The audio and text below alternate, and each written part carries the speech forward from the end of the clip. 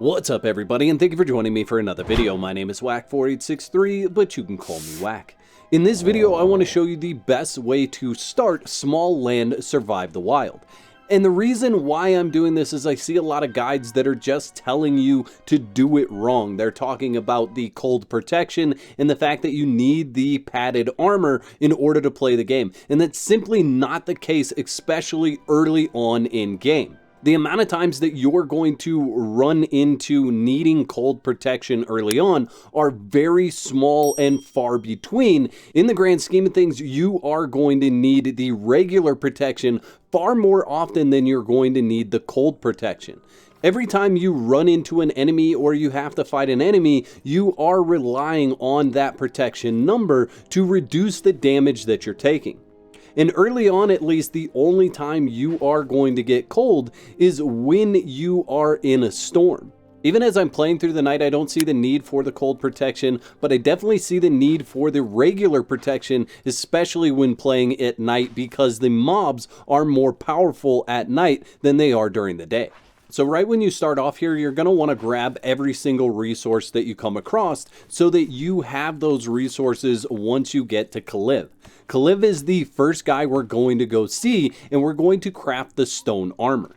You'll want to stop and talk to Hearn because he will give you the location for the Elder, and then you'll want to talk to the Elder because he'll give you the location for Scotty, Kalev, and Drastana. I highly recommend making yourself a wooden sword, and then you're going to need to grab a screw and a bottle cap. Those are on the beach just south of the large owl statue. So make sure you grab those and then head over to Kalev. Now everything that you need to make the stone armor is right next to Kalev. So throw a workbench down, do your repairs. I would recommend making a bow at this point in time so that you could bring one of the red ants out. I didn't do that in this instance, but you can do that. So if you run over towards the mine here, you can see multiple red ants. You just need to pull one of these guys out so that you can get the mandible, and that will allow you to craft that pickaxe. So you just need to kill this one guy. You'll be better off fighting him with the wood sword because the sword does more damage than the club that you start out with. So kill one of those guys and get the ant mandibles, and then go make yourself a pick. There's enough stone in this area to craft the full set, and enough stone for you to be able to make the stone cutter as well. You need a total of 40 stone for the set, as well as 15 fiber and 8 resin.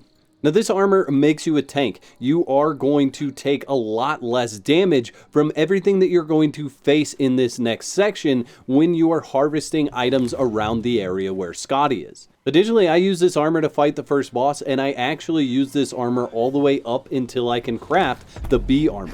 So the stats on this armor are 7 total protection, 12 cold protection. It does pierce resist of 12%, but it does give you a movement speed penalty of -8%. So you are going to move a lot slower in this armor, but you are going to be able to take a lot more hits from enemies without dying wearing this armor early on.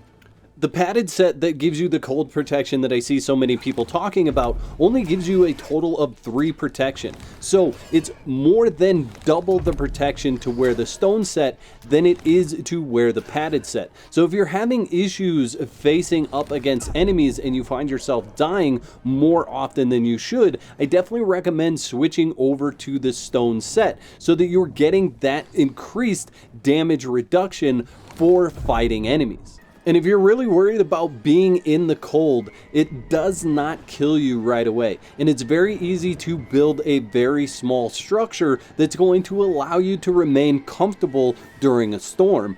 And you don't have to worry about dying that way. Once the seasons change and there's snow everywhere, as long as you've unlocked the cauldron, you can actually craft foods that are going to keep you warm in that weather. So you really don't need to worry about armors that are going to give you the cold protection. Again, my focus would be more on how often you're going to use it. You're going to use protection from melee damage way more often than you're going to use the protection from the weather damage. During the 45 hours that I've spent playing Smalland Survive the Wild, I have never used the padded set in order to mitigate the cold damage or to change my temperature at all. During the winter, I just use the Fey Chowder so that I can stay comfortable while I'm out running around in the snow. The Fey Chowder is a really easy recipe. It's just beetle hearts, insect fat, and the garlic. And then for any time that there's a storm, I just build a small shelter in order to get me through that storm. The stone armor set really is going to allow you to go directly from the starting area down to the area where you harvest flint and get your flint weapons and tools crafted right away. And in my opinion, the stone armor actually allows you to totally skip the armors from Scotty. You can go straight from the stone armor to the bee armor as long as you craft the flint weapons in order to get you there, because you can damage the enemies fast enough with those weapons that you don't have to worry about taking a lot of damage from those enemies with this armor. The light armor and the padded armor just don't give you enough protection to miss or skip the armors from Scotty when you're chasing down those bee armors. And since this armor has pierce resistance and you're going to be fighting a lot of winged creatures to get the 10 wings that you need for that bee chest plate, you will not take as much damage from the bees or the wasps, because that initial damage, that spike damage that they're coming at you with, will not cause as much damage with the reduced amount of damage you're taking from piercing damage. So it's really good early on, especially if you're going for that bee armor. And I want to know in the comment section below, which armor have you chosen as your favorite, whether it's early game or late game? I'd like to thank all my YouTube members for your continued support. Y'all are absolute legends. If you'd like to become a legend, there's a button that says join on this page. Click that for details. There's 2 videos on the screen. Click one of those to watch next, and I'll meet you over there.